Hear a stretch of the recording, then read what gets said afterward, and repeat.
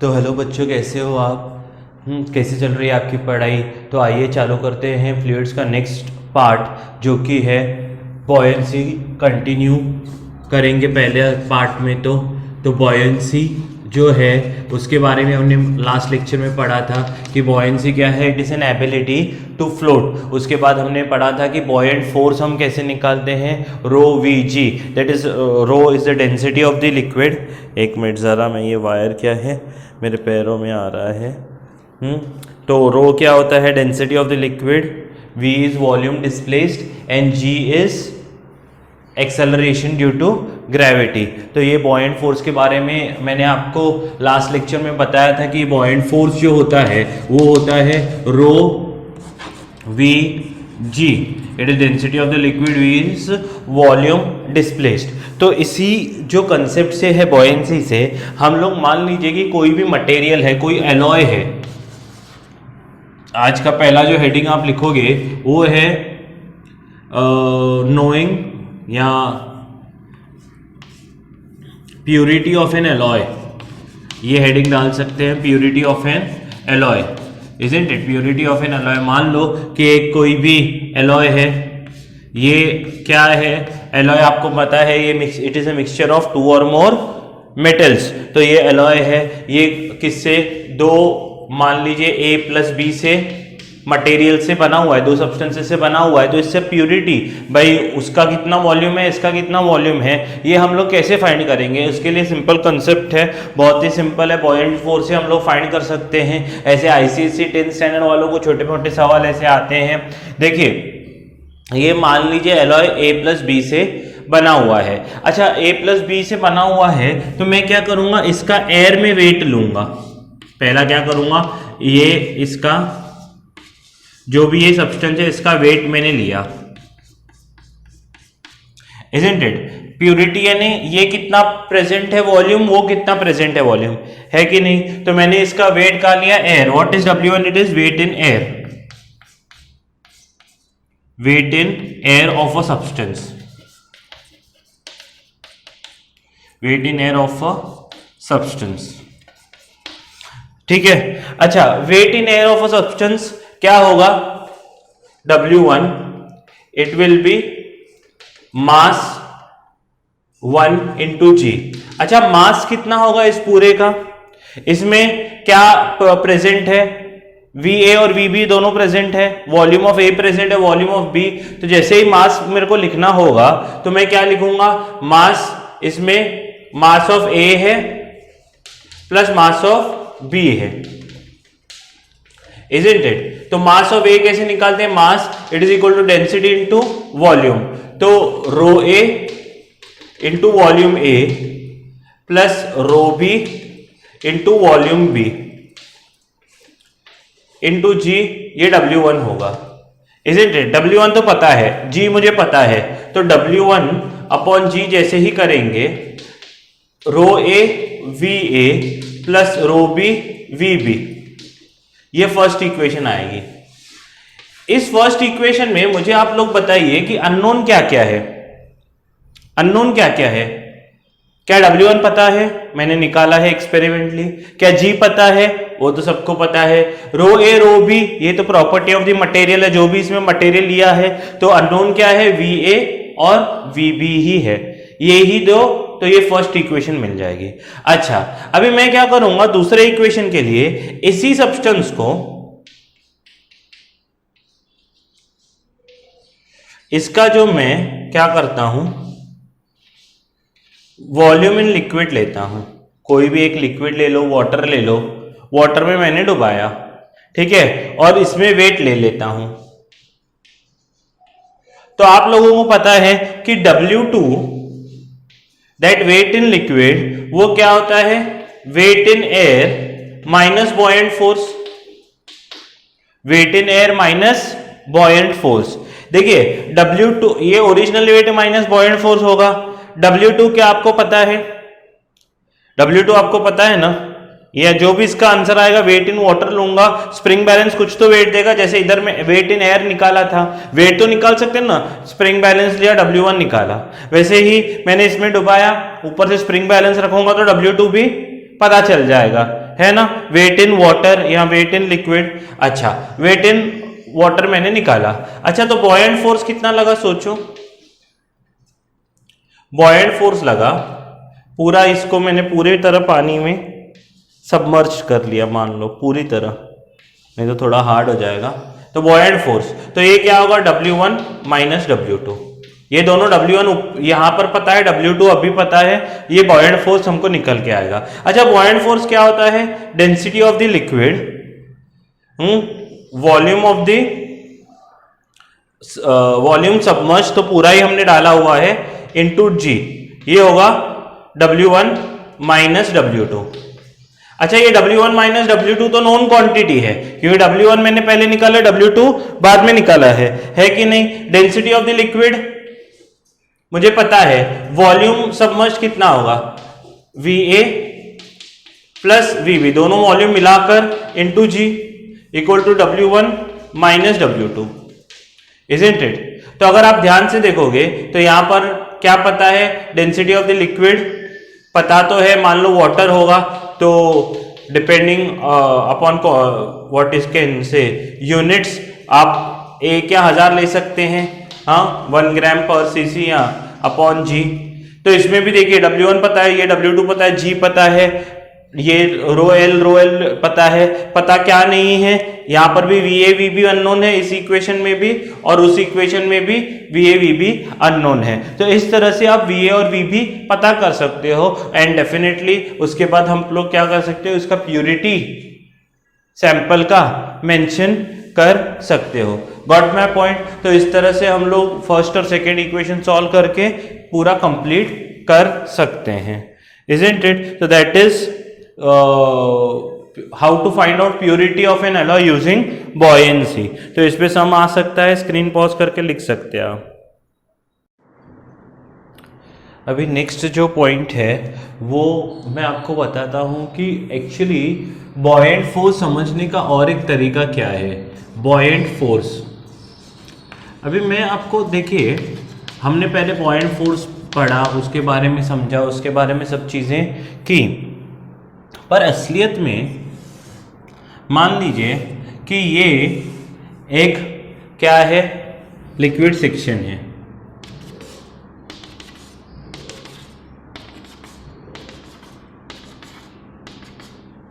उसमें मैंने एक लिक्विड कंटेनर पकड़ा है, इजंट इट। अभी ये लिक्विड कंटेनर का ऊपर से हाइट है h1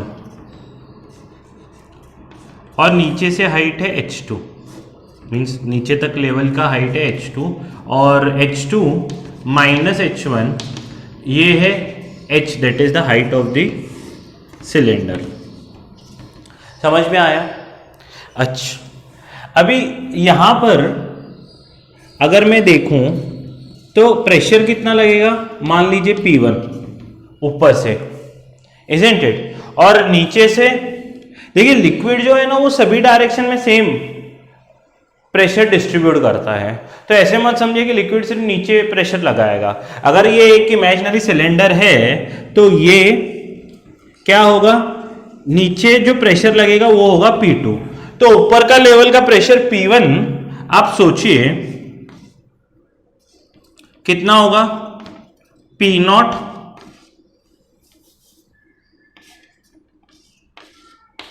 plus row GH1, isn't it, और P2 नीचे का क्या होगा, P0 plus rho GH2, isn't it. What is rho? It is density of the liquid. आपको पता है ना प्रेशर ऑफ लिक्विड कॉलम ऐसे ही आता है, इजंट इट। तो ऊपर से प्रेशर मेरे को बताइए P1 ज्यादा होगा कि P2?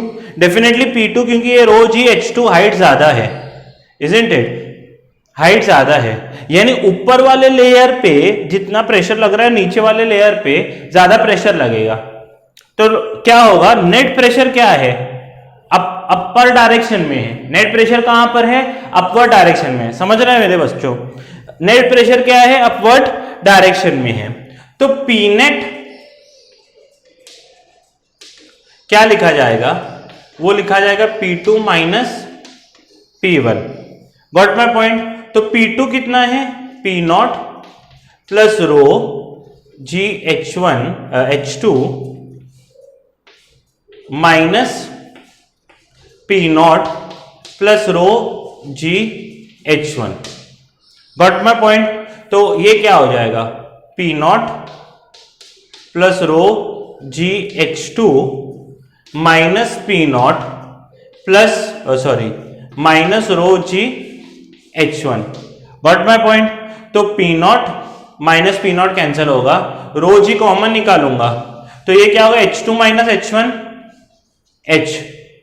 Got my point. तो रो जी H होगा इस P नेट प्रेशर, और ये P नेट कहां पर है, क्योंकि P2 ऊपर है अपवर्ड डायरेक्शन में।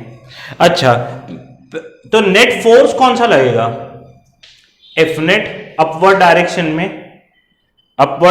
में नेट फोर्स कौन सा लगेगा, वो लगेगा P net upon P net into area, isn't it, pressure into area तो होता है। तो P नेट कितना है, रो कौन सा है, डेंसिटी ऑफ लिक्विड G, तो एक्सेलरेशन ड्यू टू ग्रेविटी है H, और एरिया कौन सा होगा, फोर्स कहां लग रहा है, ये क्रॉस सेक्शनल एरिया पे लग रहा है, इजंट इट। तो ये क्या होगा, पाई आर स्क्वायर, और ये पाई आर स्क्वायर इंटू H, क्या ये वॉल्यूम ऑफ सिलेंडर है, क्योंकि पाई आर स्क्वायर उसका ही एरिया है, इजंट इट। तो ये रो वी जी, ये एफ नेट लग रहा है, फोर्स नेट लग रहा है, कौन से डायरेक्शन में, अपवर्ड डायरेक्शन में, इजंट इट। यानी एफ नेट क्या है, वो फोर्स है लिक्विड कॉलम पे अपवर्ड डायरेक्शन में। क्या इसी को ही हम लोग बॉयंट फोर्स बोलते हैं, जो भी फोर्स सब लिक्विड लगाता है किस पे, सब्सटेंस पे, क्या उसी को ही हम लोग बॉयंट फोर्स बोलते हैं। तो एफ नेट क्या वही आया, रो वी जी, बॉयंट फोर्स क्या होता है, रो वी जी, तो क्या यहां पर भी रो वी जी है बॉयंट फोर्स। तो what is buoyant force, it is force due to difference in pressure, ये समझ लीजिए आप, एट टू लेवल्स, जो भी दो लेवल्स में डिफरेंस इन प्रेशर होता है उसके कारण जो फोर्स प्रोड्यूस होता है उसको ही बॉयंट फोर्स बोला जाता है। That is the real meaning, that is the real feel of buoyant force, that is the real feel of buoyant force. Got my point. तो ये आपको समझना बहुत ज्यादा जरूरी है कि बॉयंट फोर्स क्यों कैसे पैदा होता है, ये ऐसा पैदा होता है बॉयंट फोर्स। समझ में आ रहा है। तो अगर मान लीजिए कि कभी भी आपने देखा होगा कि कोई भी सब्सटेंस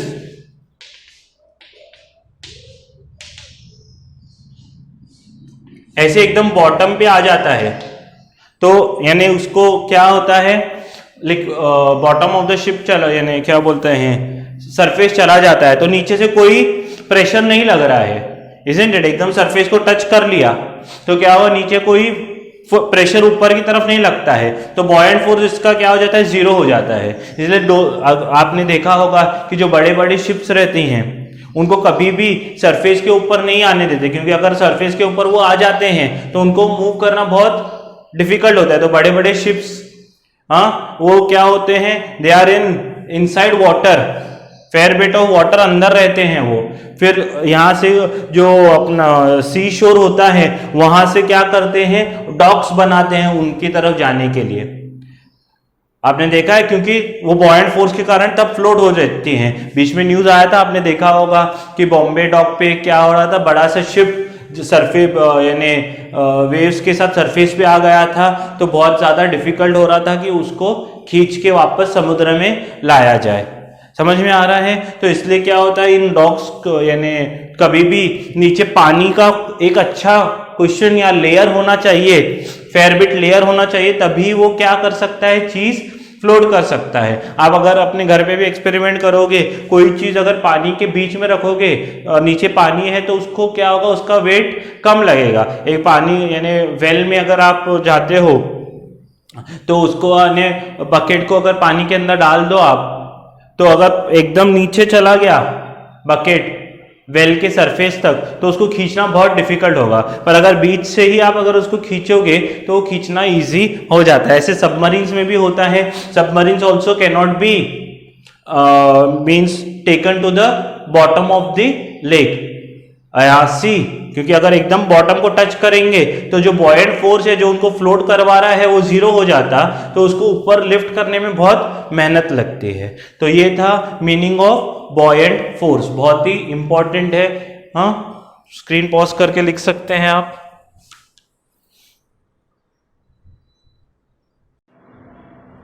देखिए यहाँ पर एक सिलेंडर है जिसका मान लीजिए कि डेंसिटी है रो, और ये लिक्विड है जिसका डेंसिटी मान लीजिए है 4 रो।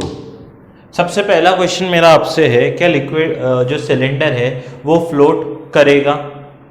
आपका डेफिनेटली आंसर होगा हाँ सर, क्योंकि उसका डेंसिटी रो है, इसका 4 रो है लिक्विड का, तो फ्लोट करेगा। सेकेंड क्वेश्चन है कि अगर हाइट या लेंथ या हाइट जो भी आप मानो h है सिलेंडर का, तो which part will float? Which part will float? कितना पार्ट फ्लोट करेगा? कितना पार्ट फ्लोट करेगा? समझ में आ रहा है? तो आप लोग क्या करोगे, मान लीजिए कि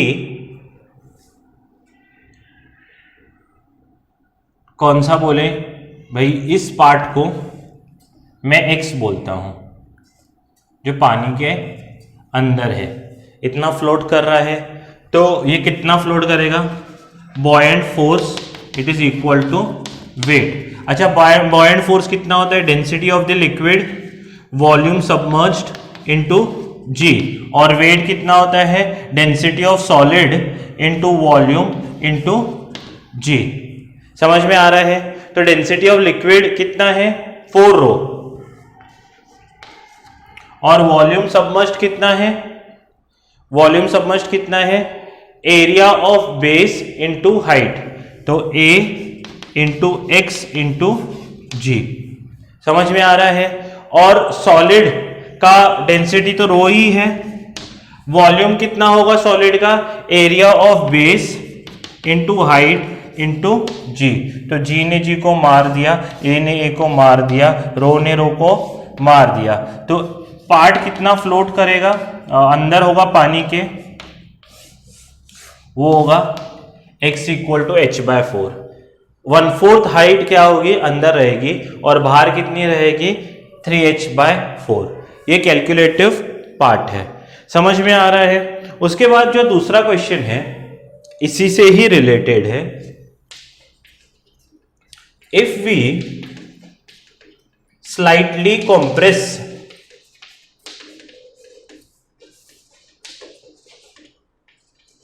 अच्छा, मैं आपको बोलूं कि इस लिक्विड को मैंने स्लाइटली कॉम्प्रेस किया तो क्या होगा? स्लाइटली कॉम्प्रेस करूंगा तो अपवर्ड फोर्स बढ़ जाएगा, जैसे ही फोर्स छोड़ूंगा, स्लाइटली कॉम्प्रेस किया तो ये ऊपर आ जाएगा और कंटिन्यूअसली ऐसे क्या करेगा? ऑसिलेट करेगा। तो if we slightly compress what will happen? It will oscillate. और हमको क्या फाइंड करना है? उसी का ही टाइम पीरियड फाइंड करना है। टाइम पीरियड, उसी का ही टाइम पीरियड फाइंड करना है। अच्छा, स्लाइटली कॉम्प्रेस करने के बाद टाइम पीरियड फाइंड करने के लिए हम क्या फाइंड करते हैं? Extra force. Extra force find करेंगे, इजंट इट? एक्स्ट्रा फोर्स कौन सा होगा? एक्स्ट्रा डाउनवर्ड फोर्स कितना लगा? सोच के देखिए कि डाउनवर्ड फोर्स कितना लगेगा। पहले तो जब वो x इक्वल टू h/4 पे था, इजंट इट? तो x इक्वल टू h/4 पे था तो बॉयंट फोर्स और वेट बैलेंस थे, इजंट इट? बॉयंट फोर्स और वेट बैलेंस है, मैं उसको और दबाऊंगा तो और अंदर सबमर्ज कर रहा हूं, यानी बॉयंट फोर्स एक्स्ट्रा हो जाएगा, इजंट इट? डाउनवर्ड फोर्स क्या होगा? वेट। एक्स्ट्रा फोर्स कितना होगा? Wait minus buoyant force. अभी वेट तो उतना ही लग रहा है, कितना? रो A ji, isn't it? Row A जी ही लग रहा है weight, rho density of the solid, a area of base, sorry weight है ना, rho V g minus buoyant force कितना लगेगा, it is density of the liquid volume submerged into g. मान लीजिए कि यही जो लिक्विड था पहले वो कितना अंदर था, ये पहले हाइट एक्चुअली कितनी थी, h/4 थी जो हमने यहां निकाली। मैंने स्लाइटली और इसको सबमर्ज किया, यहां से मान लीजिए y तक मैंने सबमर्ज किया या x सबमर्ज किया, चलो x सबमर्ज किया अंदर, स्लाइड सबमर्ज किया ना x। तो अभी जो ये होगा वेट में density area of base into height into g होगा, minus density of the liquid कितना है 4 रो, इजंट इट, और वॉल्यूम सबमर्ज्ड कितना है, वॉल्यूम सबमर्ज्ड कितना होता है, एरिया ऑफ बेस, एरिया तो ए ही है बेस का, और अभी हाइट अंदर कितना है h/4 प्लस x, हाइट अंदर कितना है h/4 प्लस x इंटू जी। समझ में आया? जो वेट है उसके लिए तो एरिया और हाइट दोनों सेम ही होंगे ना, पर वॉल्यूम सबमर्ज्ड पहले कितना था, h/4 था। वॉल्यूम कैसे निकालते हैं, area of base into height, area of base into height. तो हाइट पहले तो h/4 था, स्लाइटली मैंने डिप किया तो x ऐड हो जाएगा हाइट, तो ये h/4 प्लस x। अगर आप ध्यान से देखोगे तो rho A H G minus ये 4 रो ए, इससे मल्टीप्लाई करेंगे तो 4 रो ए h/4 इंटू जी, माइनस ए इससे मल्टीप्लाई होगा तो minus 4 row A ji into x. तो 4 ने 4 को मार दिया, ये देखिए रो ए एच जी दोनों एक दूसरे को मार देंगे, बचेगा क्या मेरे पास, minus 4 row A ji x. समझ में आ रहा है? ये क्या है, एक्स्ट्रा फोर्स है। आपको पता होगा oscillation F equal to minus k x होता है, इजंट इट? तो K के जगह क्या है, K के जगह क्या है 4 रो ए जी, तो K की वैल्यू मुझे मिल गई 4 रो ए जी। अभी इसमें ओमेगा क्या होता है, ओमेगा आपको पता है रूट के बाय एम होता है। तो टाइम पीरियड कितना होगा 2 pi by capital T root k by m, पता है? तो टाइम पीरियड क्या होगा T equal to 2 pi root m by k, isn't it? अच्छा मास कितना होता है 2 पाई, मास कितना होता है डेंसिटी इंटू वॉल्यूम, मास किसका है ऑब्जेक्ट का, डेंसिटी इंटू वॉल्यूम इसका कितना है rho A g h, sorry density into volume, volume कितना है A into h, area of base into height. तो ये मास हो गया डेंसिटी इंटू वॉल्यूम, और के की वैल्यू यहां पता है मुझे, के की वैल्यू कितनी है 4 रो ए जी, 4 रो ए जी। तो रो ने रो को मार दिया, ए ने ए को मार दिया, बचेगा क्या 2 पाई रूट एच बाय जी। ये टाइम पीरियड होगा, ये क्या होगा टाइम पीरियड होगा। और करेक्ट भी है, देखिए टाइम पीरियड कितना आता है 2 pi L root L by g वगैरह ऐसे आते हैं। तो ऊपर क्या होना चाहिए डिस्टेंस होना चाहिए, नीचे एक्सेलरेशन ड्यू टू ग्रेविटी ही हमेशा होना चाहिए। ये दोनों है, यानी ये क्रॉस चेक है जो हमको बताता है कि हमारा आंसर एकदम ही सही है।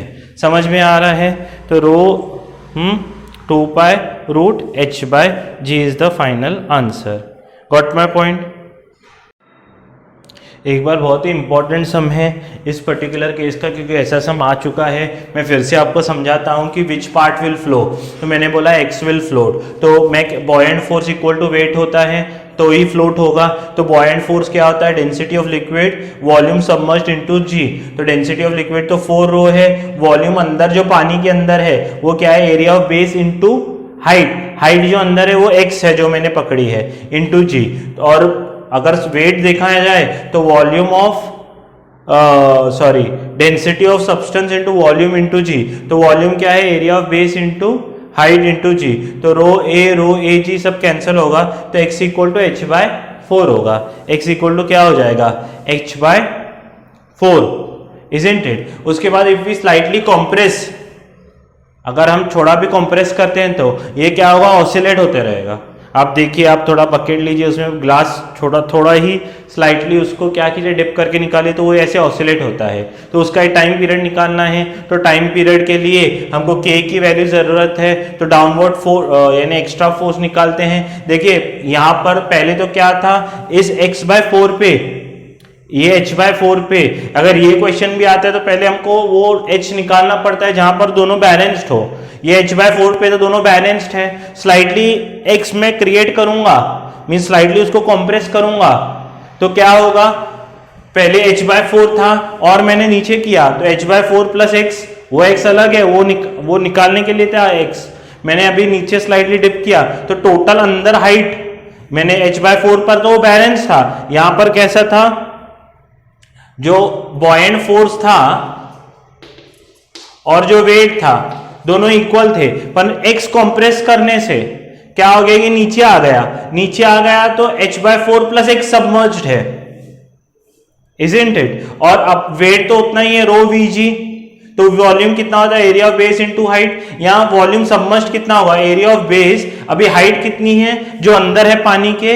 h/4 तो पहले थी और x मैंने अंदर डाला, तो h/4 plus x। Got my point? तो अगर ये सब आप कैलकुलेट करोगे तो फाइनल आंसर -4 रो जी ए x मिलेगा।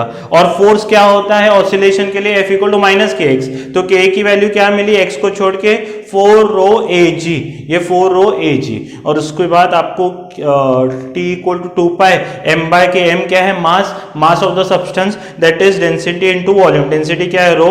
वॉल्यूम क्या है? Area of base into height. तो सब काटा पीटी करके आपको फाइनल आंसर मिल जाएगा। Got my point? बहुत ही इंपॉर्टेंट सब में स्क्रीन पॉज करके लिख सकते हैं आप। इसी में ही जो हमने आप भी पढ़ा, इसी में और एक क्वेश्चन आता है। मैं फिर से आपको वही बताता हूँ कि पूरा सभी सेम रखते हैं हम लोग।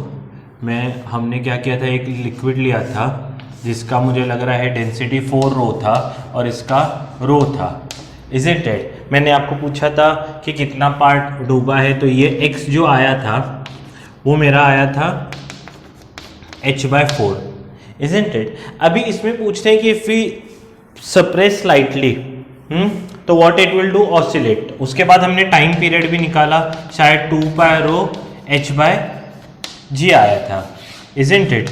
ये हमने टाइम पीरियड भी वहां पर निकाला था। तीसरा क्वेश्चन यहां पर जो आता है वो आता है एम्पलीट्यूड रिगार्डिंग।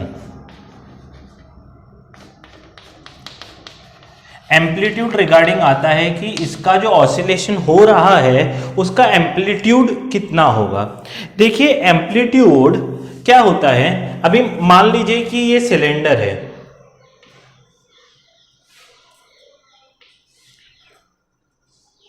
इस सिलेंडर में मेरे को लग रहा है कि h/4 एक पार्ट है। जब भी एम्पलीट्यूड निकालना हो ऑसिलेशन का, एक h/4 पार्ट है जो पानी के अंदर सबमर्ज्ड है। मुझे क्या करना पड़ता है? बार बार देखना पड़ता है कि यानी शूटिंग चालू है कि नहीं तो कई बार क्या होता है, मैं सिखाते रहता हूँ, पीछे से शूटिंग किसी रीजन से बंद हो जाता है तो प्रॉब्लम हो जाती है, डबल टाइम सिखाना पड़ता है। तो x इक्वल टू h/4। दूसरा क्या है? टोटल h था, उसमें h/4 तो नीचे हो गया, बाकी बचा कितना? 3h/4। ऊपर की तरफ कितना बचा? 3h/4। तो एम्पलीट्यूड कौन सा लेना है? h/4 लेना है कि 3h/4 लेना है? जो भी छोटा वाला है, सोचिए मैं ये यानी कितना अंदर आ सकता है। अगर h/4 नीचे आएगा तो h/4 ऊपर भी तो जाना है इसको, इजंट इट? तो ऐसा ना हो कि ये पूरी तरह अगर बाहर निकल जाएगा तो हमारा ऑसिलेशन बंद हो जाएगा। अरे गेटिंग माय पॉइंट? ये इसका मीन पोजीशन है, ये h/4 ऐसे आएगा तो h/4 ऊपर भी तो जाएगा। यहां से मैंने इसको सप्रेस किया, ये कैसे, ये जो सरफेस है ये ऐसे ऐसे वाइब्रेट होगी, तो जितना x आप नीचे ढकेलोगे उतना ऊपर भी जाएगा, इजंट इट? अभी ये क्या है, ये मेन पोजीशन पे है, यहां पर मूवमेंट नहीं है, इसको आप ढकलोगे तो ये ऐसा ऐसा ऑसिलेट करेगा, इजंट इट? आपने x नीचे ढकला, अगर मान लीजिए मैंने यहां से x नीचे इसको पुश किया तो ये ऑसिलेट कैसे होगा, x नीचे आएगा, x ऊपर जाएगा, x नीचे आएगा और x लेवल तक ऊपर जाएगा ऐसा। तो मैक्सिमम ऊपर कितना जा सकता है? मैक्सिमम ऊपर जा सकता है h/4 जितना, क्योंकि क्या होगा अगर मैं जो h मान लीजिए h/4 नीचे ढकला तो h/4 ऊपर भी तो जाएगा, यानी सरफेस तक जाएगा, फिर ऐसा ऐसा वाइब्रेट होगा, नीचे आएगा सरफेस तक जाएगा। Are you getting my point? तो जब भी एम्पलीट्यूड निकालना हो तो वो क्या है, छोटा वाला क्या है, h/4। सपोज कोई आंसर ऐसा होता कि मान लीजिए मेरा जो सबमर्ज्ड पार्ट है वो है 2h/3 और ऊपर वाला पार्ट है h/3। तो सर इसमें बहुत लोगों दिमाग में ये रह जाता है कि जो पानी के अंदर वाला पार्ट है वो एम्पलीट्यूड है। नहीं, पानी के अंदर वाला पार्ट इधर h/3 होता तो इधर h/4 इसलिए लिया कि वो छोटा वाला है। इन दोनों में 2h/3 और h/3 में छोटा कौन है, h/3। सोचिए अगर मैं पूरा अंदर डिप कर दूंगा पानी के अंदर तो ऊपर से भी बॉयंट फोर्स आएगा और पूरी तरह से बॉडी अंदर हो जाएगा। समझ में आ रहा है? इसको मैं कितना ढकल सकता हूं अंदर, h/3 ढकल सकता हूं क्या, 2h/3 ढकल सकता हूं क्या? नहीं, 2h/3 अंदर ढकलूंगा तो पूरा ये लिक्विड क्या हो जाएगा, जो सिलेंडर है वो अंदर चला जाएगा। तो एम्पलीट्यूड इन सिंपल सेंस, आपको फील आ रही है मैं क्या बोल रहा हूं? एम्पलीट्यूड इन सिंपल सेंस क्या होता है, it is either we are having two heights, एक हाइट अबव हाइट बिलो, दोनों हो सकता है। हाइट अबव सरफेस भी हो सकता है और हाइट बिलो सरफेस भी हो सकता है। मैं बोल्ड लेटर्स में लिख रहा हूं, बाकी आपको समझे नहीं समझे ये याद रखना है, विच एवर इज स्मॉलर, ये याद रखना है, विच एवर इज स्मॉलर, जो भी छोटा होगा उसको ही आपको एम्पलीट्यूड पकड़ना है। क्योंकि सोचिए ये ज्यादा से ज्यादा कितना अंदर जा सकता, अगर मैं इसको h/3, ये इसका मीन पोजीशन है ना, इसको h/3 ढक लूंगा नीचे तो ये पूरा तरह सरफेस के अंदर आएगा फिर ऊपर जाएगा। अगर h/3 से और 2h/3 ढकला तो पूरा ही लिक्विड के अंदर चला जाएगा। Are you getting my point? और अंदर जाके डूब जाएगा, इजंट इट? तो आपको क्या करना है, एम्पलीट्यूड निकाल के, वो हाइट अभाव भी हो सकता है, ऐसा नहीं समझना है, क्योंकि मेजॉरिटी ऑफ क्वेश्चन में एम्पलीट्यूड पानी के अंदर वाला पार्ट होता है। तो बच्चे के मन में दिमाग में ब्लॉक क्या बैठ जाता है कि एम्पलीट्यूड वही है जो पानी के अंदर वाला पार्ट है। ऐसा नहीं है दोस्तों, थोड़ा सा अगर आप फील से समझा है तो बहुत अच्छी बात है जो मैंने समझाया है कि हाँ आपको क्लियर समझा कि जितना ये नीचे जाएगा सिलेंडर उतना ऊपर भी तो आने के लिए उसको जगह चाहिए। तो अगर x नीचे जाएगा तो x ऊपर भी आएगा, isn't it? तो अगर h/4 नीचे जा रहा है तो h/4 ऊपर भी आएगा। अगर सोचो मैं 3h/4 लूंगा इधर तो 3h/4 नीचे गया, 3h/4 ऊपर गया तो ये सरफेस से ऊपर उठ जाएगा, पानी से बाहर ही निकल जाएगा सिलेंडर। इसमें भी सोचिए जितना मैं नीचे ढक लूंगा, h/3 नीचे ढक लूंगा तो h/3 ऊपर आएगा। पर मान लीजिए 2h/3 पहले ही नीचे ढकला मैंने, 2h/3 यानी पूरा का पूरा सिलेंडर पानी के अंदर आ गया, isn't it? अगर फील आई है बहुत अच्छी बात है, नहीं तो एक बात याद रखना कि एम्पलीट्यूड क्या है, हाइट अबाव या हाइट बिलो सरफेस हो सकता है। सरफेस कौन सा, water surface, which ever is smaller. Got my point? तो ये बहुत ही इंपॉर्टेंट पॉइंट है जो आपको याद रखना होगा एम्पलीट्यूड के लिए। तो आइए करते हैं नेक्स्ट कैलकुलेशन हम, जो थोड़ा सा एनर्जी पे बेस्ड है। मान लीजिए आपने कई बार वो देखा है, वो स्ट्रेस रिलीजिंग येलो कलर के वो इमोजी टाइप बॉल्स आते हैं जो बहुत ही लाइट होते हैं। कई बार हम लोग पिकनिक वगैरह पे जाते हैं स्विमिंग पूल में, तो ऐसे बॉल्स लेके जाते हैं, या फुटबॉल भी होता है तो वो पानी पे फ्लोट करता है, इजंट इट। पानी पे फ्लोट क्यों करता है? क्योंकि उसकी डेंसिटी कम है। कई बार आप उसको नीचे प्रेस, यानी फ्लोट करते समय ऐसे नीचे प्रेस करो तो बॉल क्या हो जाता है, फिर से ऊपर आता है। सिर्फ सरफेस तक आता है क्या? नहीं, उससे भी ऊपर उछलता है। आप थोड़ा सा ऐसे प्रेस करो, धुपक करके ऊपर वो आएगा। कैसे आएगा? प्रेस करोगे ऊपर आएगा ना। तो यही हाइट जितना वो सरफेस से ऊपर उछलता है अभी हमको फाइंड करनी है। मान लीजिए ये एक क्या है, लिक्विड का कंटेनर है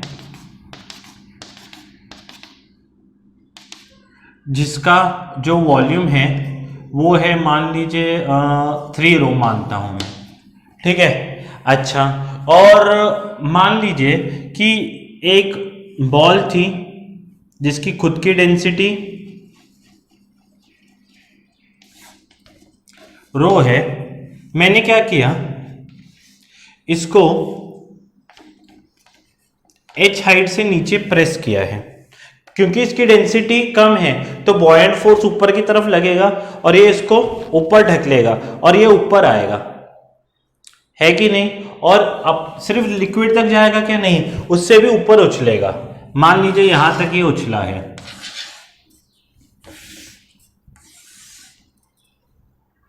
यही मुझे सरफेस से ये हाइट, जिसको मैं h डैश बोल रहा हूं, हमको फाइंड करनी है। Find the height if a ball is pressed by h inside the surface, how much it will rise out over the surface. ये h डैश मुझे फाइंड करना है। तो ये h डैश कैसे फाइंड करेंगे? सिंपल लॉजिक है। क्या करेंगे? Energy conservation, isn't it. देखिए यहां पर हम इसको मैं नीचे डालूंगा तो क्या होगा, वर्क एनर्जी थ्योरम लगाएंगे तो वर्क डन, मैं क्या करता हूं, ये लेवल पे, ये h लेवल पे और ये लेवल पे, ये क्या है, work done it is equal to change in potential energy, isn't it. तो वर्क डन और पोटेंशियल एनर्जी, यहां पर पोटेंशियल एनर्जी कितनी है? 0 है।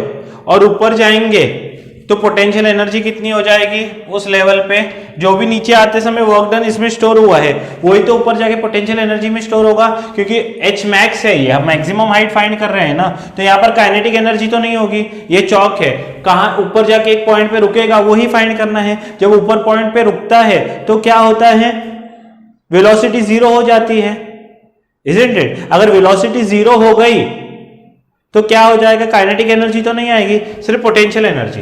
अच्छा, वर्क डन कितना होगा, इसको कितना क्या लगेगा, वर्क डन ये होगा बॉयंट फोर्स इनटू डिस्प्लेसमेंट,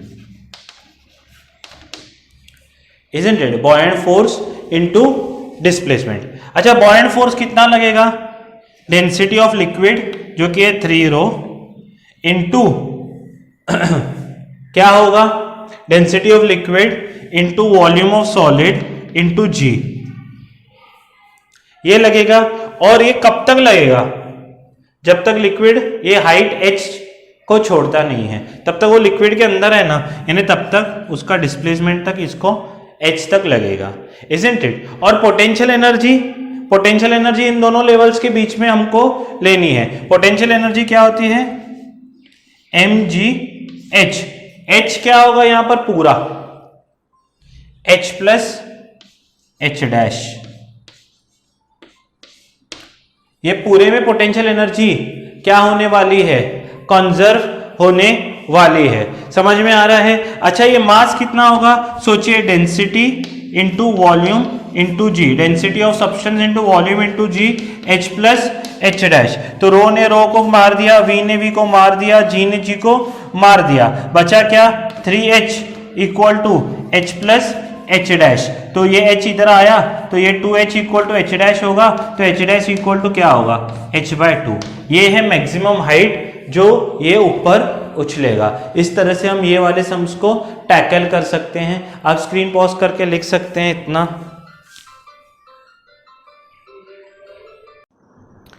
देखिए अभी कुछ फाइनल सम्स हैं जो इस टाइप ऑफ बॉयंसी पे आते हैं। मान लीजिए कि हम लोग क्या करते हैं, एक लिक्विड लेते हैं,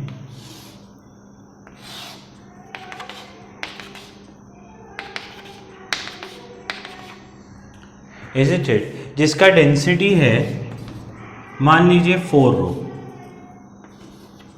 ठीक है, ये थोड़ा सा ऊपर हो गया है, यहाँ तक मान लीजिए 4 रो है। अच्छा, इसके ऊपर मैं क्या करता हूँ, एक लिक्विड, आपको कलर डिफरेंस समझे इसलिए मैं क्या करता हूँ, एक तो येलो हो गया, एक मैं क्या करता हूँ ब्लू भी थोड़ा सा लाइट दिखेगा, लेवेंडर लेता हूँ।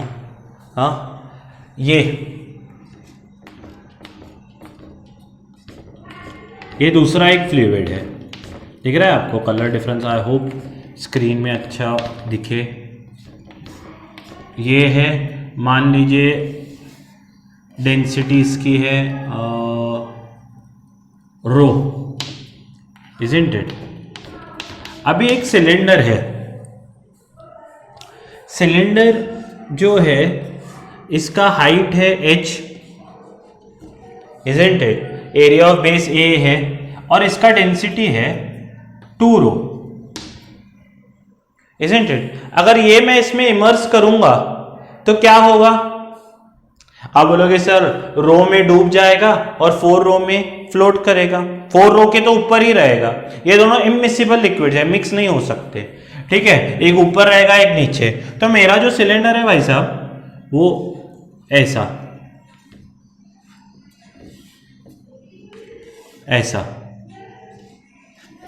रहेगा, न फ्लोट करेगा, न क्या करेगा, न फ्लोट करेगा, न ऊपर रहेगा, इजंट इट। तो ये क्या हो जाएगा, 4 रो है तो ये रो ऊपर है, 4 रो नीचे है, ये 2 रो है, इसके रो के नीचे है, 4 रो के ऊपर रहेगा। समझ में आ रहा है? और टोटल हाइट h है, इजंट इट। तो क्या हो जाएगा, रो के नीचे है, 4 रो के ऊपर है। क्वेश्चन यही है, find part by which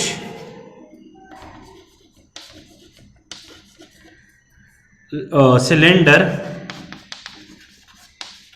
is immersed in heavy liquid. कितना पार्ट हेवी लिक्विड के अंदर है वो हमको फाइंड करना है, हेवी लिक्विड के अंदर है।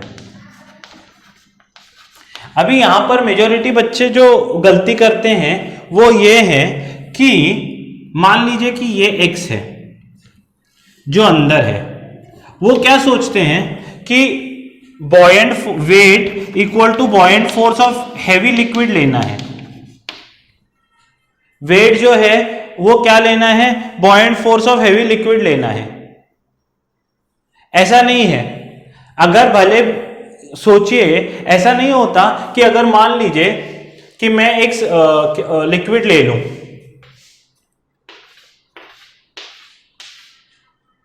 उसमें अगर मैंने एक सिलेंडर मैंने क्या किया, इमर्स किया है, मैंने उसमें क्या किया, एक सिलेंडर इमर्स किया है। अगर सिलेंडर का डेंसिटी ज्यादा है, density of cylinder is more than density of liquid, तो ऐसा नहीं है कि बॉयंट फोर्स नहीं लगेगा, बॉयंट फोर्स तो लगना ही है। बॉयंट फोर्स भले ही वो वेट से कम लगेगा पर बॉयंट फोर्स लगेगा तो सही। इसमें भी भले ही ये रो क्या है, अंदर डिप हो रहा है, पर बॉयंट फोर्स 101% लगता है। ऐसा नहीं कि बॉयंट फोर्स नहीं लगेगा। तो ये गलती नहीं करना है। Weight equal to buoyant force of heavy liquid plus buoyant force of lighter liquid, दोनों का बॉयंट फोर्स लगने वाला है। एक बात ये अपने ध्यान में आप रख दीजिए। अभी वेट कितना होगा, वेट तो 2 rho density of cylinder into volume into g होगा, और बॉयंट फोर्स जो है buoyant force of heavy liquid वो कितना लगता है, density of liquid into volume submerged into g, plus buoyant force of lighter liquid rho volume submerged in lighter liquid into g. तो जी जी जी, अच्छा हेवियर का तो 4 रो है ना, ये 4 इजंट इट, तो रो रो भी कैंसिल हो जाएगा, बचेगा क्या 2 into complete volume equal to क्या हो जाएगा 4 volume submerged plus volume submerged in lighter liquid, इसको V डैश लिखता हूं मैं, समझ में आ रहा है। दोनों का बॉयंट फोर्स लेना है, तो 2 टोटल वॉल्यूम कितना होगा, area of base into complete height, area of base into complete height equal to 4 volume submerged क्या है, area of base into height submerged कितना है, x है, प्लस V डैश, इसमें क्या है area of base into height, अगर ये पूरा h है, x अंदर डूब गया तो ऊपर कितना बचा है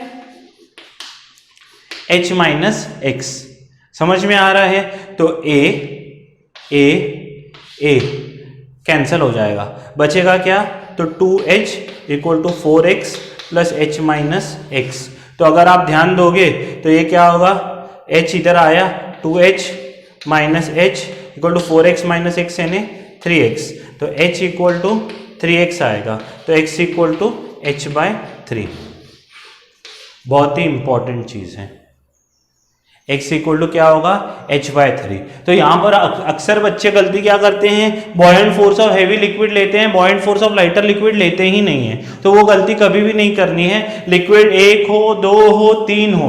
कई बार मान लीजिए कि ऐसा आ गया सिलेंडर, उसमें 1 2 3 लिक्विड्स आ गए, यहां 1 2 3 लिक्विड्स आ गए, मान लीजिए भले ही सिलेंडर इधर है, तो आप बोलोगे ऊपर वाले लिक्विड का कनेक्शन नहीं है क्या, ऊपर वाले लिक्विड का भी कनेक्शन होता है, तो बॉयंट फोर्स 1 2 3 तीनों ही लेने पड़ेंगे, समझ में आ रहा है। तो weight equal to buoyant force of heavier plus buoyant force of क्या करना पड़ेगा लाइटर, ये दोनों का ही लेना पड़ेगा, इजंट इट। पूरा का पूरा लेना है कि इसमें कितना है x है, उसमें कितना है h माइनस एक्स है, समझ में आ रहा है। और इसमें कितना होगा, पूरा ही होगा, पूरा का पूरा, इसमें तो पूरा का पूरा अंदर सबमर्ज्ड हो गया है ना। अगर इसका लूंगा मैं तो पूरा हाइट इसका जो जब भी मैं लूंगा तो पूरा h हाइट लूंगा इस लिक्विड का, क्योंकि तो इसमें तो पूरा का पूरा अंदर चला गया है ना। इसका इक्वेशन लिखना होगा तो मान लीजिए ये x होगा, ये h माइनस एक्स होगा, तो इसका क्या होगा, जब मैं लिखूंगा जो भी इसका डेंसिटी होगा area of base into x, वो सेकेंड वाले का area of base into H minus x, और थर्ड वाले का एरिया ऑफ बेस इंटू पूरा h, पूरा का पूरा अंदर डूब गया है ना, तो पूरा का पूरा अंदर लेना पड़ेगा। तो ये जो है गलती बिल्कुल नहीं करनी है। अगर 2 लिक्विड हो तो weight equal to buoyant force दोनों का लेना होता है, क्योंकि भले ही एक से लाइटर है वो यानी क्या करता है बॉयंट फोर्स तो वो ऊपर के डायरेक्शन में लगाएगा ही, 101% लगाएगा। गॉट माय पॉइंट, समझ में आ रहा है। तो ये बॉयंट फोर्स अगर 2 लिक्विड है तो कैसे सॉल्व करना है मैंने आपको सम बताया है। बिल्कुल आपको ये याद रखना होगा, स्क्रीन पॉज करके लिख सकते हैं। तो ये है बॉयंट फोर्स के कुछ इंपॉर्टेंट सम्स जो मैंने करवाए हैं। नेक्स्ट लेक्चर में हम एक्सेलरेटिंग फ्लूइड वगैरह के बारे में देखेंगे और चैप्टर को और आगे बढ़ाएंगे। तब तक आप पढ़ते रहिए, अपना ख्याल रखिए, अपने पेरेंट्स का ख्याल रखिए। जय हिंद।